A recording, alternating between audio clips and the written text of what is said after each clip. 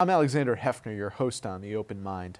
When Cecile McLaurin-Salvant appeared right here with me, I promised you another gem from the Saratoga Jazz Festival, when he and his bandmates could set sail from Johannesburg and London. So our guest today is BBC New Generation artist, saxophone impresario Shabaka Hutchings, creator and leader of the fiercely mystical British-South African band Shabaka and the Ancestors. Our timing today is just right. Days ago, Shabaka was profiled in the New York Times as an ambassador of London's revitalized jazz scene. Reviewed at the Afro-Punk Festival presented by Jazz Refreshed, Shabaka Hutchings is melding a new generation of jazz. The Times wrote, Hutchings is probably the only musician of his generation receiving serious acclaim outside Britain, adding that his performance of the latest album, Wisdom of Elders, was infectious. It is a delight to have you here, to come from South Africa to London, Afro-Punk. You were just in Toronto. Yeah. You've been on a whirlwind of a tour, and I was so humbled to see you and your ancestors perform. Oh, thank you for having me. It feels, great to be here. Who are the elders? The elders are all the musicians, all the people, the figures who have contributed to what we are. I say we as a musician firstly, but we as people. So I see myself, if I just speak subjectively for now, as the culmination of lots of pieces of information, lots of different traditions, ways of doing things that have been passed down to me in some more overt, some less overt ways. And I think it's helpful if you recognize that your actions don't start from you. Everything you do, every way that you perceive things in this world stems from what has come before. And I guess the only way to go forward is to pay homage to what that might be, whether it be good or bad, or perceived as good or bad at that moment in time. So those are the elders. We cannot be wise ourselves, only through the grace of history. Yeah, that's exactly it. You have a particularly interesting lineage and ethnic origin, born in England, in London, came of age in Barbados, moved there when you were 6. 6, yeah. How did that mixture influence the saxophonist we know today? Well, my mother is a teacher. She taught English. And the reason we went to Barbados is because at that age she could see that the roots of institutional racism had started to set in terms of the teachers thinking I was problematic, thinking that the few black children in the school were forming what they called a gang just by wanting to be together. They saw that as threatening. And just from the series of things that she saw within her own school context. In the Caribbean, it's a different thing, especially in Barbados. The education system is pretty stringent, it's in the old colonial way, which has its, it's a different argument, it's a different conversation whether you want to appraise the merits of a colonial system of education. But one thing that it does have is a kind of uniform way of trying to pick out the best and the brightest so that they can then send them to America or Europe. So we both went to Barbados, and I received an education there between 6 and 16, and I was able to come back to England. Looking at my English contemporaries, especially at that age, around 16 to 18, I think that what Barbados did was give me a sense of purpose, a sense that there's nothing that can hold me back, that all I need to do is, in some way it's an entitlement that says that if you put in work, you will get a result.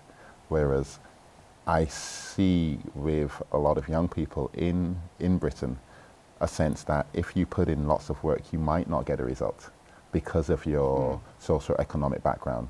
You might work as hard as you want, but there might be invisible forces societally that might hold you back.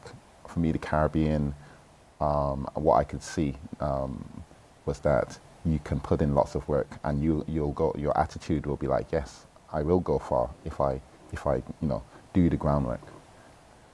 When did you first pick up the sax? I started on clarinet, actually. So I started at 9 years old. And it was just a case of someone came into my class and says, do you want to play? And I said, yeah, I'll have a go. And I just never put it down. I started the saxophone in particular at 16, around about the time that I came to, just before I came to England, actually. Yeah, and I am an only child, and my mum's an only child as well. So I think there is a tendency towards solitude. So I really enjoyed being able to sit in a room and just play my clarinet, or be able to practice on one thing and not have to worry about communicating or interacting with anyone else, until obviously we're playing music with other people. Did you find, as you practice and as you play now, that you can communicate with the ancestors or the elders through the saxophone? When I was beginning, no.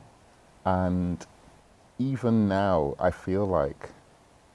Is it too ritualistic? I get into a zone when I play now where information that I've taken on manifests itself in a way that I'm not like in control of directly. And I see that as being informed by forces that have come before you. So I can't say, when I am playing or practicing, the ancestors guide me, but I'm trying to get into a position where my logical brain isn't guiding me, where something else is actually piecing together the information that I've been gathering and assimilating throughout the years. It's enormously moving. Okay. Both the music and the band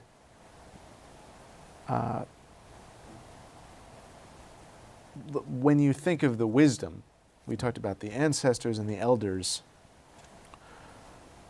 from where do you and your bandmates derive the wisdom? Well, with everything that we read and we hear, in South Africa, they're getting it directly from their elder musicians, from the traditions of their culture that has been passed very directly down to them. For me, I'm from the Caribbean, where I guess lineage stops, maybe, a certain amount of generations back. So there's only so far you can travel back with a knowledge of where you come from before doing specific research. So for me, actually, my interaction with those musicians is an interaction with the heritage and the tradition that they are privy to. And this stuff like reading people like Credo Mutra, who is a Zulu historian, a Sangoma who passes down knowledge. And for me, it's all a matter of whatever you take in, whatever you decide to immerse yourself in terms of history, in terms of information that you can get, that becomes the thing that inspires you on stage. The hope is that the wisdom in your music is not short-lived or fleeting at the time of the concert, but can be protracted as a living history, a continuous history, and a political statement. Do you have, you and your bandmates, a shared political objective in your music? Yeah, I mean, for me, it's about creating a space that where people can actually access information and appraise the information that they have gathered. One of the, I guess, the facets of living that you need to not go crazy is that you can't process everything, all the stimuli that you get from the day-to-day life immediately. You might read the news, you might hear about what your leaders are doing, you might see, for instance, the way that the society is patriarchal, or the way that certain aspects of history manifest in the here and now. If you process all of that information at once, then it can be overwhelming. And for me, the music is a vehicle for actually creating a space, a neutral space for people to be able to, to articulate the sentiments that all this information creates in them. And it's not about saying you'll be in a space where you can think about certain issues directly. For me, it's about going beyond the linguistic or the semantic rendering of that information, getting into pure abstract feeling. And I'm a big fan of feeling. I don't see it as you've got tangible ideas and you've got feeling, which is a fuzzy thing.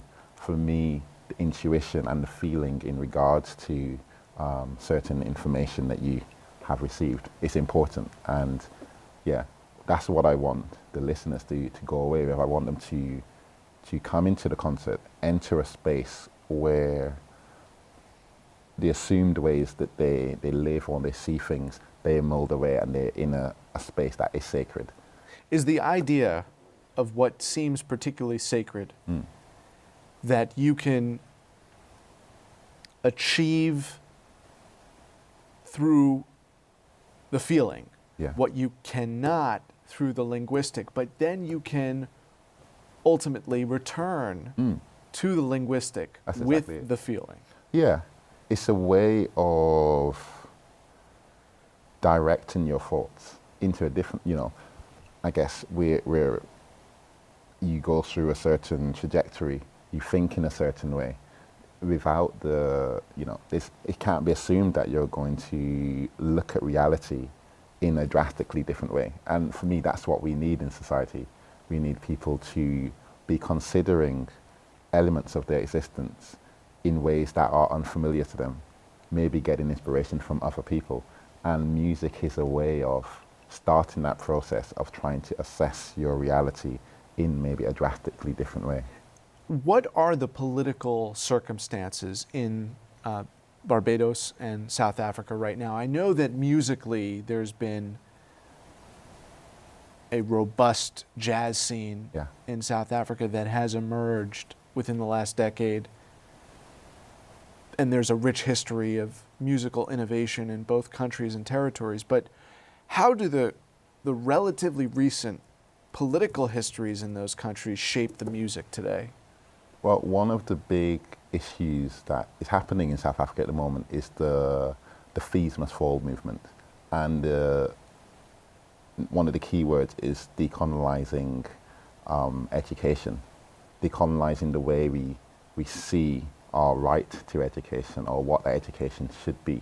The fees must fall is saying if you create a situation where only people from a certain socioeconomic background can have access to education because the fees are so high, then you're cutting off a section of society from actually advancing.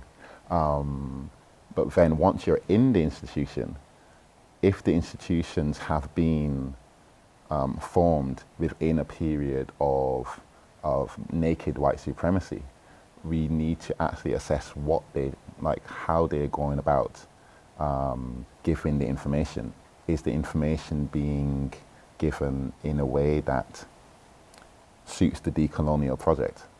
And I think that ties itself into music in that it's all a matter of receiving information, how you then interpret that information. So we listen to the American tradition of jazz, and we appreciate that jazz comes from America and it has its structures, it has its functions, but we don't want to just assimilate the music naively. We want to take that information and actually look at it with the lens of our particular circumstances, and then we want to say, okay, this is the use of this information. This is what we want to use it for. This is what we want to use this music, the music that we've gotten to as a result of assimilating the jazz tradition. We want to have this effect on our listeners, on our audiences. And in some ways, that's decolonizing the way that we see our relation to music, because it's not just a matter of here is the music, we will follow it. We will try to play, jazz in the way it's been presented by Americans. We're saying it's a fluid entity, that the traditions aren't kind of locked off. They're not in enclaves. When you combine the experience of Europe, Barbados, the Caribbean, the Americas too, and Africa, what kind of political harmony do you enjoy? Wow, that's a big question. I think the main thing is that we're dealing with the diaspora. That's the kind of the base level. Is that you're dealing with a situation where, you know, as a diasporic person, my culture has come from Africa to the Caribbean, and then from the Caribbean to Britain. And this is a thing that I have actually, you know, thought about, and I do think about in relation to playing, what it means to not be from one place in particular, you know. And for me, it's a matter of perspective. I don't see myself as locked into any one tradition. Paul Gilroy, who's a sociologist in Britain, talks about the Black Atlantic as being synonymous with double consciousness. The fact that you can see yourself as being both British and from the Caribbean. And what does that mean? What does that mean to your way of evaluating who you are and what you're doing?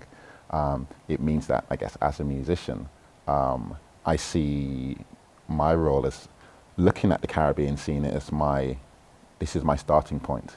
But I'm free to then mold it with the inspiration and the feeling of London, the hecticness, the relentlessness of just the atmosphere of the What is space. the feeling of contemporary London? It's hectic. It's like, you know, people are just going. You know, it's a tough place to live. But relative to New York, how do you see the chaos? That's a tough one. It's very similar in terms of the pace of life, but for me, I've never actually articulated this. I don't know. I feel like everything in New York is hyper. Like the people are hyped. The people are like, they have this energy about them that in some way it rides the energy of the city. Everything is times 10. Whereas in London, it feels like the city itself just pushes you to go fast, everyone individually. Well, it's interesting you mentioned that in terms of the energetic nature of those cities. In this review, this profile of your musical debut on the American scene, Yeah. the New York Times writes that you convey seriousness and passion, creating lift without forfeiting control. The mutability of your sound, praising the mutability of your sound, the many angles of your attack, and the rhythmic, I love this, the rhythmic ebullience. Wow. That's your playbook. But I think of the rhythmic ebullience as something to admire. And in your concert performance, I really identified with this author's idea of rhythmic ebullience. Wow, yeah. What does that mean to you? I guess it means, I must God admit, I don't know what the word ebullience means. Energy. Energy, okay. One of the things that I have been trying to do on the saxophone for a long time is try to find a way to become invisible within a band context. It's one of the things that, you know, when I talk about decolonizing the way that you see music and separating yourself from the direct tradition, say, of jazz as Right. it has been perceived in America, I get the whole, you know, I am a soloist, I am at the front, this is my show. But I've always wanted to find a way to actually disappear within the band, so there's one entity moving forward rhythmically. And for me, the key is the rhythm. You know, the key is rhythmically creating one organism that moves rhythmically, with maybe the harmony, adding spice, adding color and variety to that. But for me, we're rhythmic entities. The rhythm is a fact of our motion. Yeah. It makes me think about something that my dad implored me to do when we went to a baseball game and apply it to a concert, which is find the one actor, the one player, in your case, football, maybe soccer, Yeah. or in a concert, just direct your attention purely on one individual. And I find that you don't necessarily want to do that for the entirety of the game or the concert, but when you watch artists, do you use that same preciseness or precision in, when I was watching you, there were periods I'd just watch you. Yeah. Because I'd want to focus entirely on the sax. I guess what your dad is getting on is focus. Focus, right, Yeah, exactly. actually You capture focus, actually direct your attention to one thing and keep it there.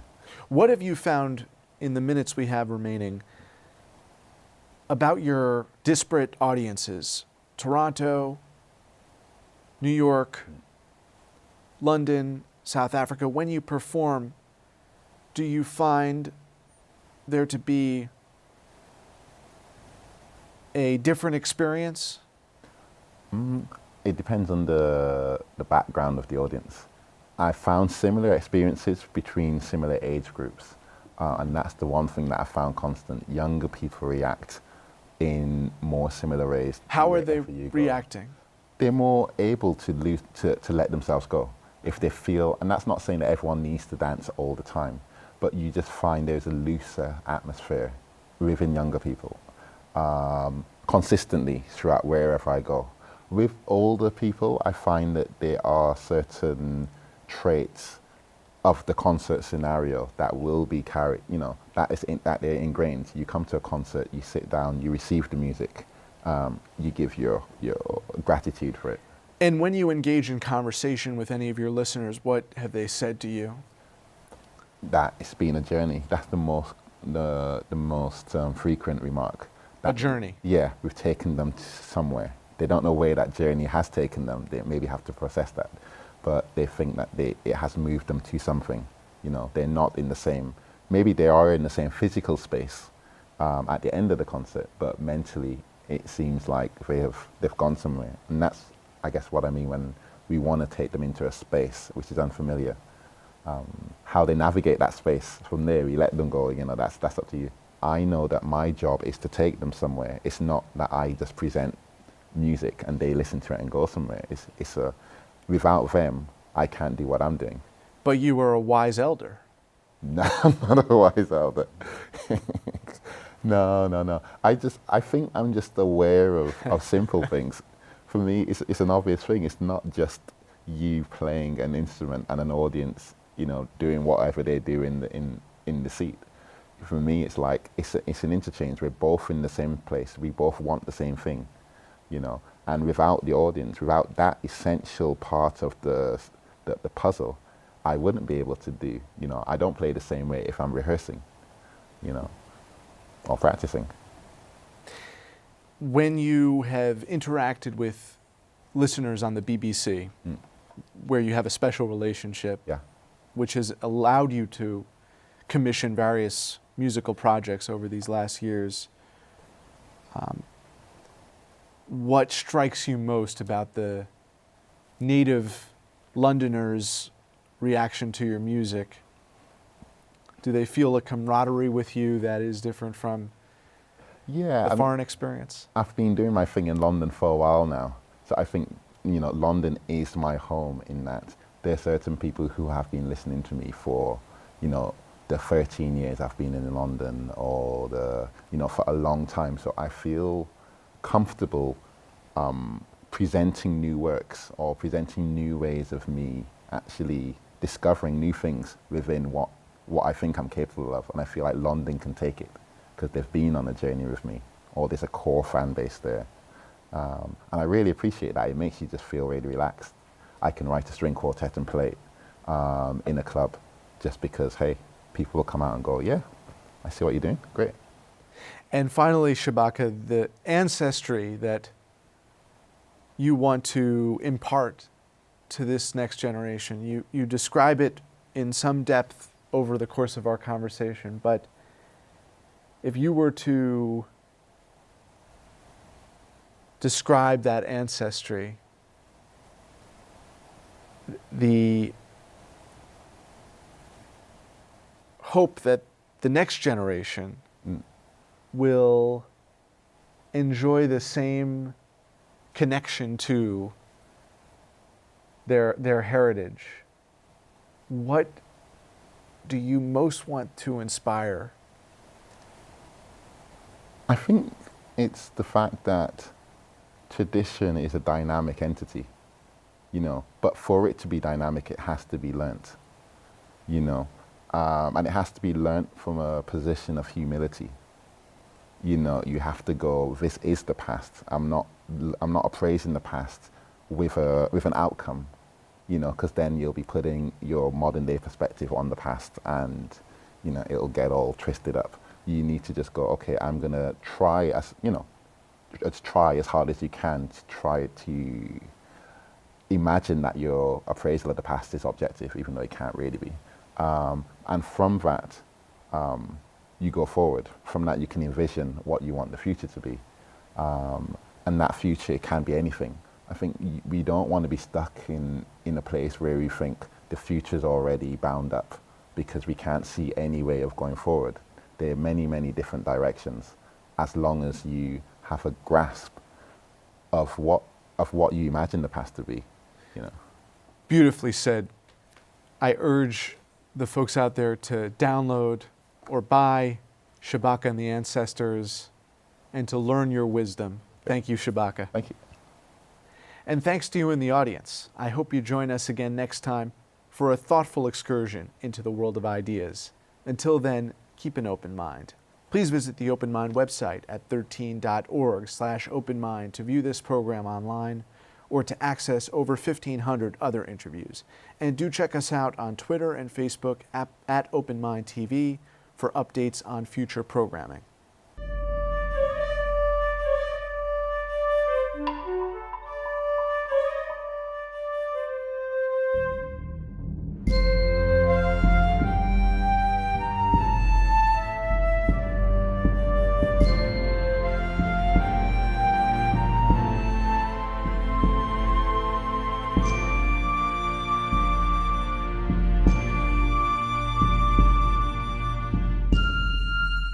Continuing production of The Open Mind has been made possible by grants from Anne Olnick, Joan Gans Cooney, the Angelson Family Foundation, Alfred P. Sloan Foundation, the John S. and James L. Knight Foundation, Joanne and Kenneth Wellner Foundation, and to the corporate community Mutual of America.